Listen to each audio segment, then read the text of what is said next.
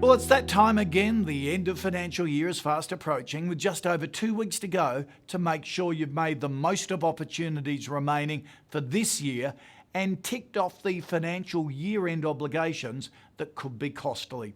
To help make it easier, as well as setting you up for the new financial year, Tim Reed, Chief Executive of Australia's largest accounting provider, MYOB, is here to run us through the key tax deadlines for your business. Hi Tim, thanks for joining us. So what are the first steps small businesses should be taking to prepare for the end of the financial year? I think the first thing any business needs to do is to make sure that their financial records are in order. That means making sure that all of the transactions that have been happening in the business are accurately reflected in their accounting software, and making sure that the accounting software is reconciled back to the bank statements. Any business who's done all of that is in a really good position going into financial year end. And what about the key deadlines that businesses need to be aware of?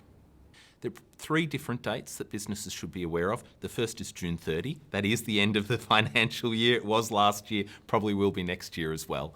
There are a few things for businesses really around that though. Any business that has stock should make sure that they do a stock take around there so that they've got a value of the inventory that they hold that they can carry into the next year to close out the books.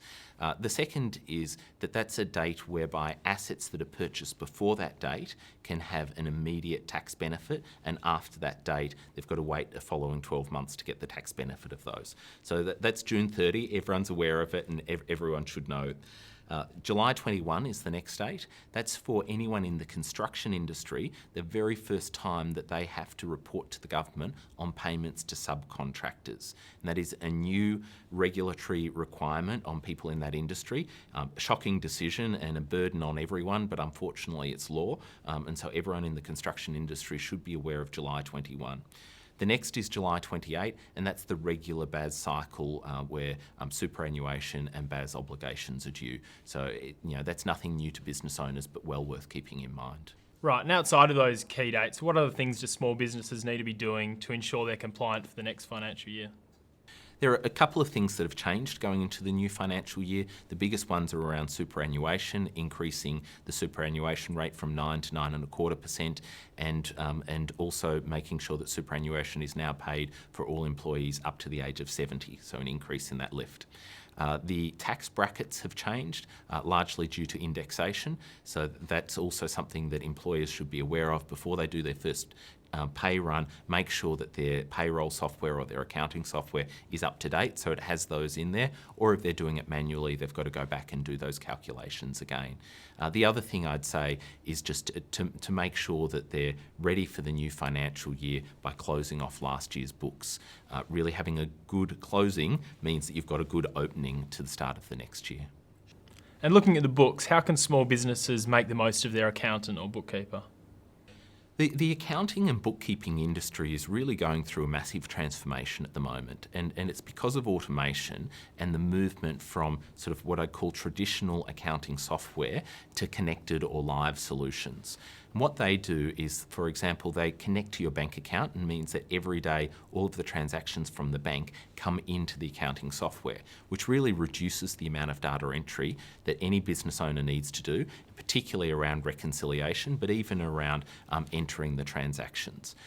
That means that they can work with their accountant in a more real-time manner. So because these systems are online, the accountant can have a look at the books and the business owner at the same time, which means they can work in a more collaborative manner. What it should mean is that more up-to-date financial information is available, less time consuming to do the books, whether it's done by a bookkeeper, by the business owner, or by the accountant, so lower cost there. The other thing that most business owners work with their accountant on is tax planning and compliance. So that's an important role that the accountant will continue to provide. But my hope would be with these new solutions that more business owners are engaging bookkeepers or accountants for business advice and for strategy. And because the books will be more up to date, the information and the strategies that they develop should be more relevant to help them grow their business. So if a business owner isn't having those conversations with their bookkeeper or their accountant, I'd really encourage them to do it, because the technology now enables that to take place in a much more real-time and low-cost manner. Okay, and how cost effective is it to streamline your accounting processes? The cost of accounting software is actually changing fairly dramatically. It used to be that people used to buy software up front, so it might be $300, $500, $900 for the software, and then on an ongoing basis they would pay for updates to that software, which were in the range of sort of $25 to $65 per month. Going forward, small business owners don't need to buy the software, so they save on that money up front, and just by paying the $25 to $65 per month, they not only get what they always used to get, being software updates, access to technical support, etc., but they also get these great new features of having their data in the cloud and having the daily bank transactions come in from their bank directly. So the total cost has actually come down fairly significantly over recent years. And of course, it's also more cash flow friendly as well. Absolutely, because upfront is when cash flow is generally tightest, when a business is starting, and business owners are taking on most risk at that point in time.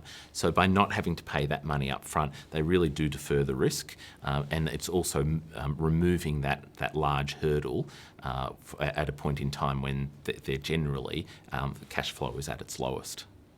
Some really great information there, Tim. Thanks for your time.